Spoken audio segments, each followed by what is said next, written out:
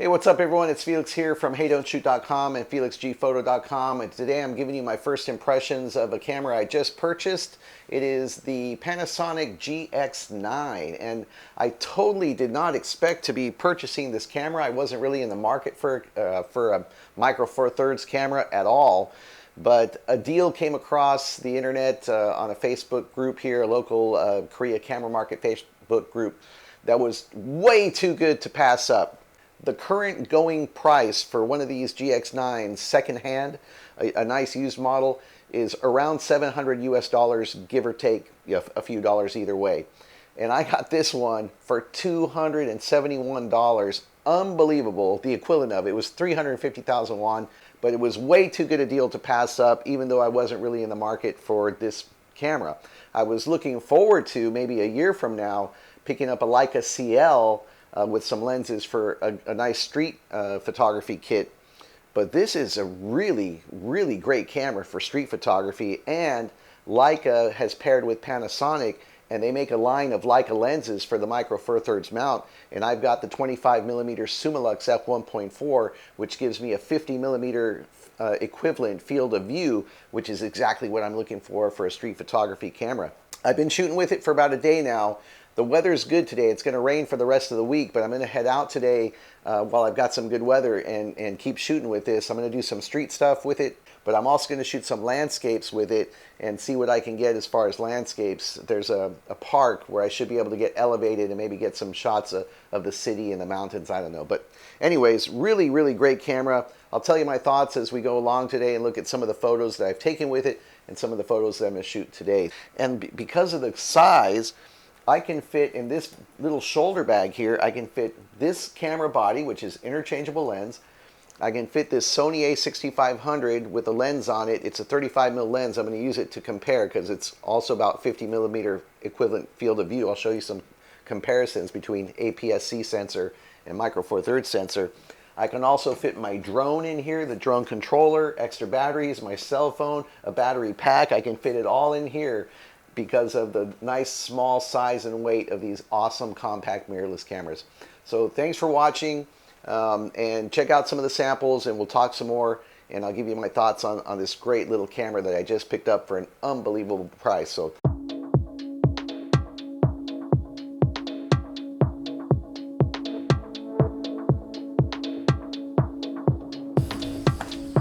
let's go have a great day.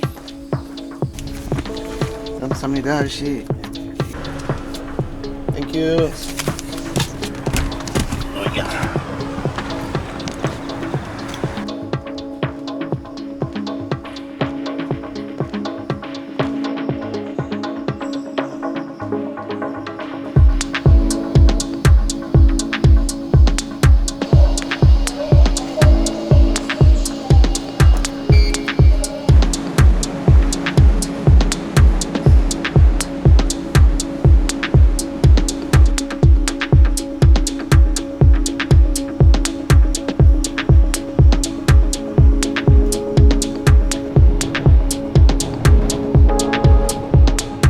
Let's cover some of the basics about this dynamic little camera. It features a 20 megapixel Micro Four Thirds CMOS sensor with a native ISO range of 200 to 25,600, expandable down to 100, and a maximum shutter speed of 1/4000th of a second. It has a 3-inch articulating rear LCD screen and a unique tilting electronic viewfinder. It shoots 4K video, but it's not a video-centric camera by any stretch of the imagination, as it lacks an audio or headphone inputs. I did, however, include a short 4K video sample later in this video. Importantly, it does have in-body stabilization that also works with compatible Micro Four Thirds lenses. And although I only feature 1 or 2 images with the new L monochrome D black and white picture effect, it rivals any other camera's black and white film simulation, including anything from Fujifilm. As you will see in my first samples comparing it with the Sony A6500, the GX9 shoots images by default in 4:3 aspect ratio, whereas most other cameras shoot in 3:2. You can, however, easily change this in the menu to 16:9, 1:1, or 3:2, but I had it in 4:3 for this video. Before I started my hike up the mountain, I stopped by my favorite soup place to get some energy by way of a delicious bowl of haejanguk, a traditional Korean pork backbone soup. It is simply amazing, and you should definitely try it sometime. All right, so I'm here at this place called Buransan Mountain. It looks to be a 2-kilometer hike to the summit. I didn't really come out today to hike a summit of a about 500 plus meter mountain, but I ain't got nothing else to do today. The weather's nice, and we'll see if we get some good shots. Here's the entrance to the hiking trail, and here's what my day looks like. Oh, I'm right here. So I'm about to go up, try to get to here.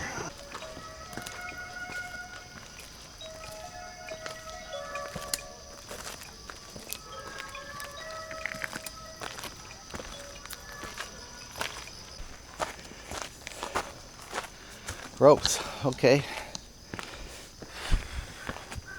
Foot pegs. Let's see what we got here.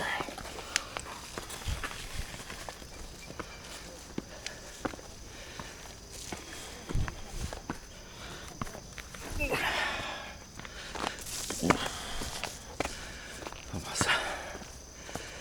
All right.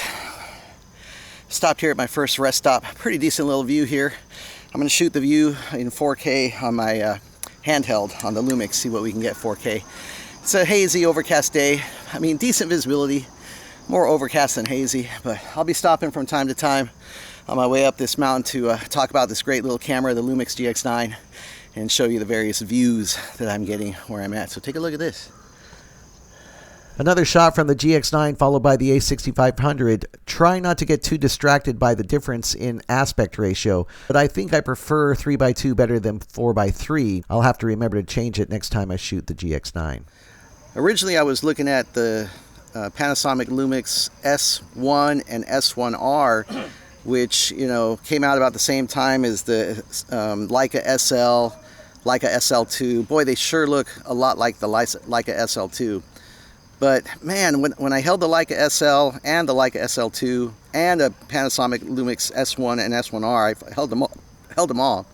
They were just really big, heavy, and clunky. The lenses, that Leica 24-90 that came out with the original SL is massive. Man, it's huge and it's heavy.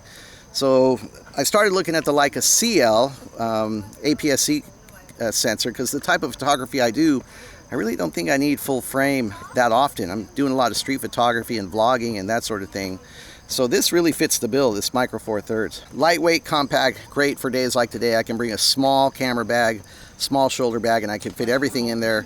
In my camera bag, I've got my mini drone, I've got the Sony A6500 with a lens, I've got this with the lens, extra batteries, all kinds of stuff, an extra battery pack. All of that fits in this nice little shoulder bag, and I would not be able to do that if I was bringing my full frame camera kits with the equivalent lenses and stuff. I'd have to bring a heavier backpack, and on a day like this where I'm hiking, I sure like that lighter weight. On a side note, my good friend Matt from California video called me while I was on this hike, and we struck a deal for me to buy his DJI Mini 3 Pro RC. I've been using the Mini 2 for quite a while now, including on this hike, but it's time to upgrade, and he made me a really great deal, so thanks a lot, Matt.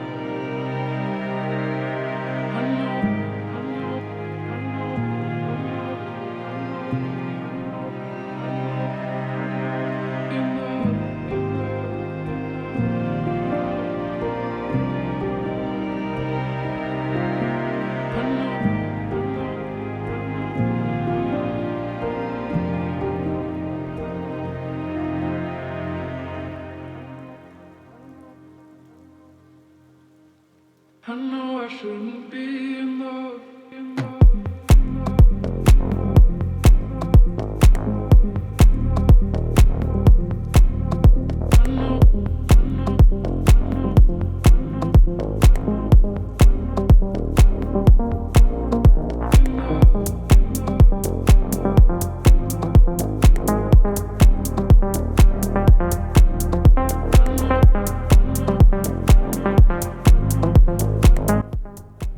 And here you get a look at that L monochrome D picture effect.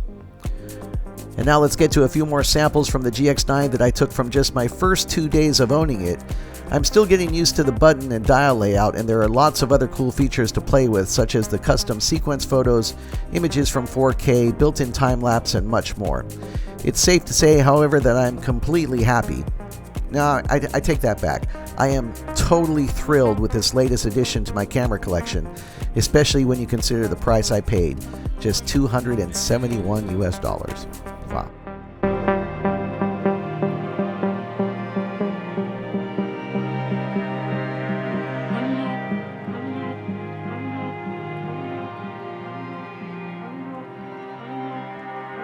That wraps up a great day hiking Mount Buramsan here in South Korea.